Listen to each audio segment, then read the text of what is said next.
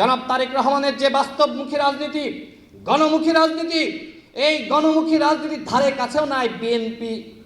BNP আছে কিন্তু এই গণমুখী রাজনীতির ধারে কাছেও নাই এই।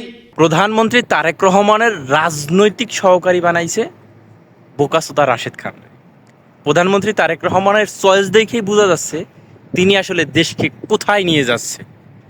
যে রাশেদ খান গত 17 বছর বিএনপির বিরুদ্ধে কথা বলছে, বিএনপির সাথে এই নির্বাচনের আগে যখন গণ অধিকার পরিষদ থেকে পদত্যাগ করে এরপর বিএনপিতে চটে গেল, এরপর শুরু হলো রাশেদ খানের চাটাচাটি।